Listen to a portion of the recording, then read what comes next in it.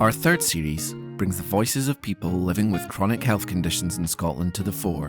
In the face of health inequalities and the challenges their health conditions can present, Scotland's minor movers are finding ways to make meaningful movement happen. I'm Heather. I'm part of the Movement for Health team. Today we're in Edinburgh speaking to Kai about their meaningful movement with chronic fatigue and chronic pain. Today we'll be discussing how their movement has evolved from the past to the present and their hopes for their future movement.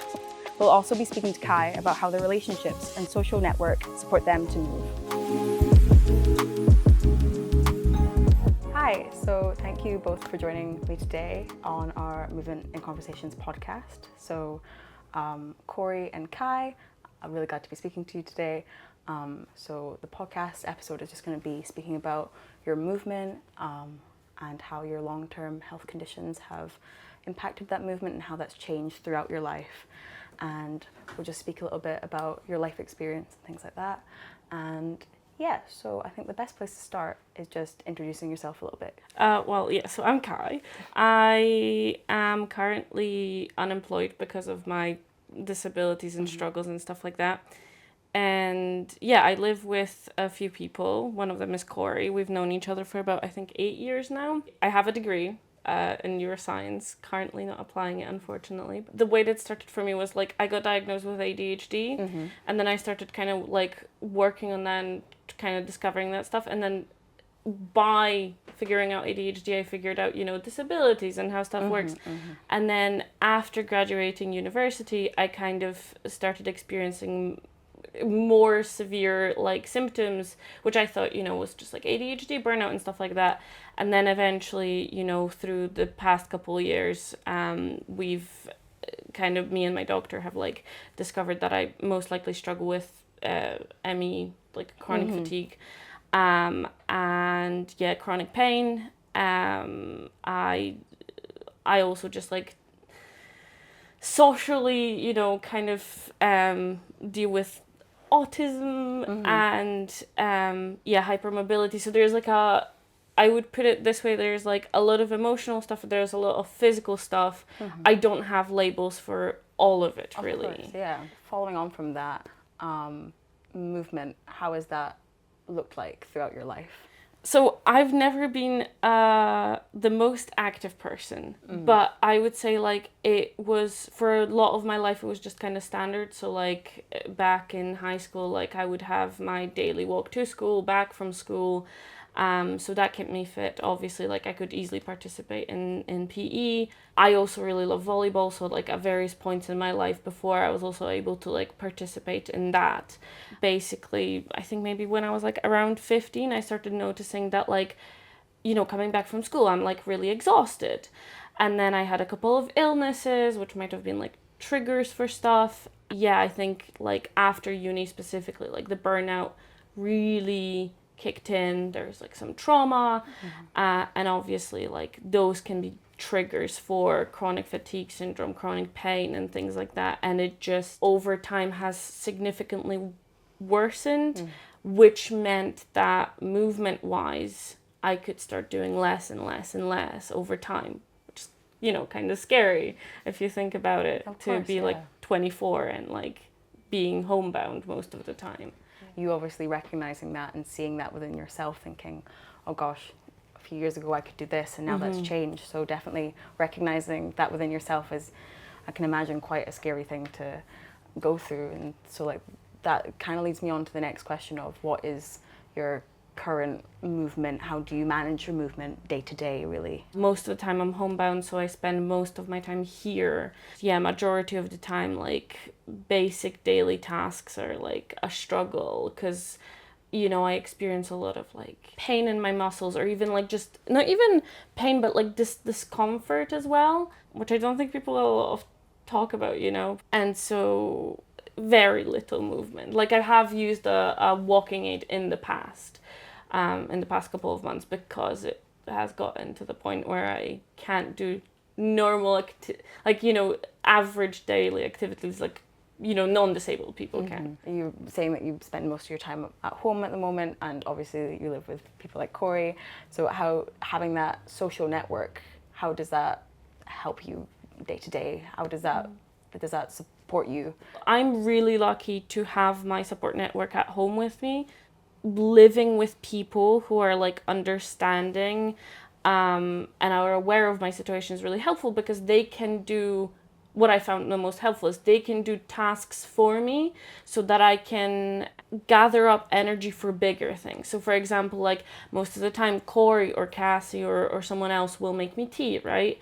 And for a lot of people that doesn't seem like a huge task, but like for me it's like getting out of bed, walking to the kettle, standing by the kettle, waiting for it to boil, you know, doing all that. When you have to do those small movements couple times a day, it adds up, and I end up being very exhausted with basic tasks. Having people who can do that for me, or like, you know, even cook, like standing by the hob also can be quite exhausting, also can put me into pain. So having them do those tasks for me means that I can save up energy for something that I'd like to do that's, you know, more positive for my mental health or something like that. So Corey, we've spoken a little bit about you supporting Kai throughout this conversation, and we've spoken about how you will do tasks for them. Is that one of the main ways that you find yourself supporting Kai? And are you quite aware of that, or does Kai have to remind you sometimes and things like that, or are you, because you guys are really close, is that just a natural? Yeah, I think I like a lot of the way that we kind of, I would say that we see it as a flat, as I feel like it's kind of like a collective like team project to make sure that you're okay, like including from you, like you're kind of like the project manager in a way, because you know like what your ability is, but there's a lot of stuff like where everyone, even like our flat has different strengths and like how we can support Kai. So there's a lot of different things that like everyone tries to like remind you of, because sometimes we do things like there's a lot of like doing a task instead for you, but often like it's also just being encouraging when you are feeling up to doing something, and then also there's a lot of like I think flatmates doing like the smaller tasks so you can do the big task you want to do. Like if you are like it's one of the things that's really difficult for you is cooking, because of all of the movement required for that. But if you want to do a cooking thing, then you can kind of like delegate, okay, can you do this small bit so I can do the like actual cooking? Or like even if you're just moving from one activity to the other activity, like often like one of us will like help you set up for that activity and like get you like tea or hot water stuff, or like just move stuff around you so that you can do the like, I guess like the main point.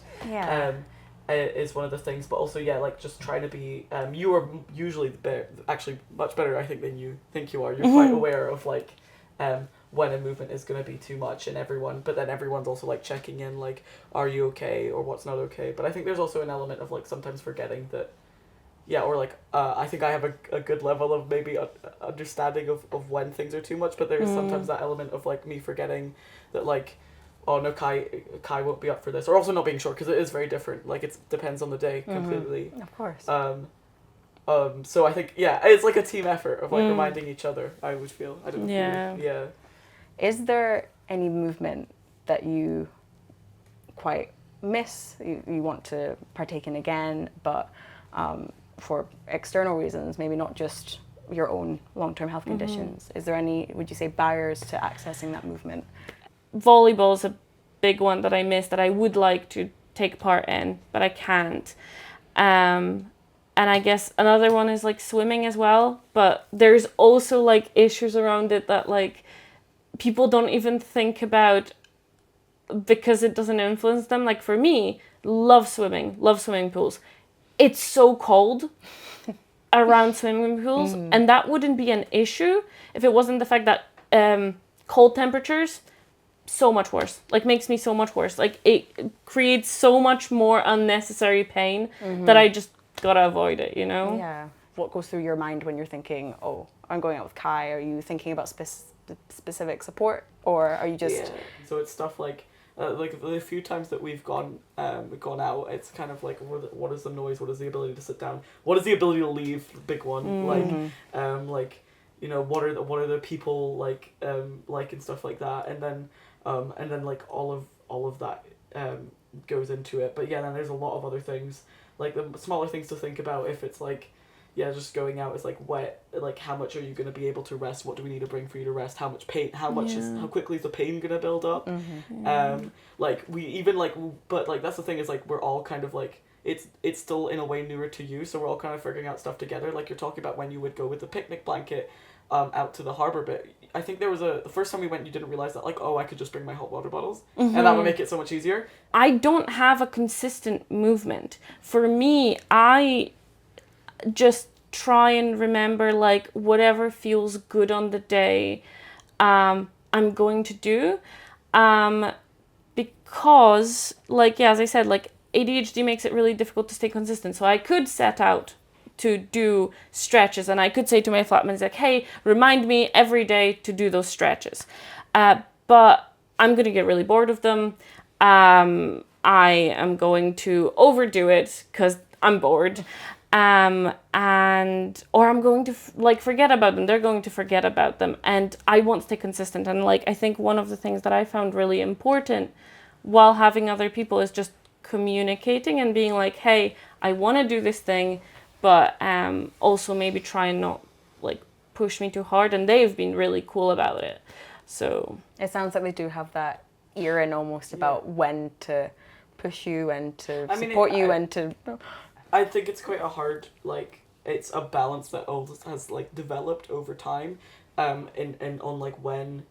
Like it's definitely like was not an easy thing to tell about like when like a big struggle for you is going into the shower, for like on like 20 reasons, but one of them being you have to stand for a big period of time, and figuring out when should we push Kai to shower and when can Kai actually not shower, like is an example of like I still don't know if I know because sometimes I like to Kai, I'm like, I mean, do you want me to bully you today into showering, or do you want me to stand there? Because like that's really hard for you to figure out like how much is even in something that you could push yourself into, and how much can you just not do is like I think a constant thing we're figuring out. So like we've figured it out better, but I don't think like it's still there's a lot of things that we're like work in progress, and I guess having that relationship, and obviously you guys have been friends for years, so like having that built relationship up, I think you're able to communicate quite well. So being able to know each other, I think, allows that understanding as well to come into that as well. Looking forward into the future, what would your aspirations be for your movement? Currently, I'm proud of the fact that a lot of the days I'm able to get out of bed and come into the living room, just sit, and that's my movement for the day. But I'm just really hoping that like slowly I can build it up, slowly I can sit upright more. I'm just kind of hoping to like stay proud of the movements that I managed to do, find more safe ways of, kind of going outside, or even doing like stretches at home that won't, mess up my back or something, that sort of thing. So I hope me and Cory actually plan to go swimming at some point together. And we are definitely going to have like a conversation about what it's going to mean and blah, blah, blah. But that's kind of what I'm hoping to do. I mean, you have this just with you in general, but also with your movement, you have a big problem. Interesting the way that you perceive how much you move, because I'm like, you actually move a lot more than you're saying you do. But like you, like I feel like you have a big problem of overestimating your goal and then underestimating how much you do. Like like putting this far away goal that you should do, and then underestimating how much you actually do, because you're like, oh, you get out of bed and you sit in the living room. But like I've noticed I think you're doing better lately, and actually, like, am I doing better? Is like I notice how much you move in between rooms in the day. Like you aren't just sitting in the living room. Like you move in between rooms in the day. You're able to do different activities in different rooms. You're like, I feel like you have more of an ability to leave the house more days. And I think that like it would be like, I think even I guess externally I would be really happy if you are able to be content. If I went to the gym, that would be the only thing I did for the day. And I would much rather save that energy and actually go see my niece and nephew and play with them a little bit, I'd much rather use my energy for that, Again, it's that priority of movement. Like you might get some social benefit and mental benefit from the gym, but you're also going to get that mental and social and physical benefit from seeing family members and things like that, or going out with your flatmates and things like that. So it's about that balance and picking and choosing and seeing again, I think that's really good that you're recognizing and having a conversation with yourself. What is your current movement and what is the direction that you want your movement to take, really? I think that's really good to be able to sit down and speak to yourself and recognize what you actually want and where your movement lies at the moment and things like that. We've been asking everyone on the podcast series so far what their meaningful movement is, and that can be whatever you see it to be in the past or the present. So yeah, what is your meaningful movement? So I've actually been trying to do my best to have like all of my basic movement being meaningful, because, you know, I never realized how, you know, I would put it like, well, I had it when I didn't have high support needs, because it was just so easy to walk from place to place and I didn't even think about it, you know. So now one of the things that I've been trying to do, like in therapy and stuff like that, is being proud genuinely and taking meaning from like basic things. So even just sitting up and doing a little doodle, or, you know, even sitting up and playing a game, that's, you know, some form of movement I've set up, right? You can get excitement from just other people around you, and that kind of can motivate you as well. Definitely. Being, you know, disabled, it can be quite, I can find myself sometimes jealous of the fact that they can do certain things that I can't, or they're meeting up with people that can do certain things that I can't. Like, I don't know, going on a hike. And so we've thought about it and we tried to figure out, like, how can I feel better? Because obviously, like, I can't control, you know, what they're doing. Like, it's unfair, you know, but they want to be kind to me. They want to make sure that I feel okay. And so we've developed this idea of like them bringing me a little thing from outside, so that I can get excited about something while I'm not feeling great. Having that social element to your meaningful movement is just fantastic to hear about, and thank you for sharing. That's been really fantastic to hear.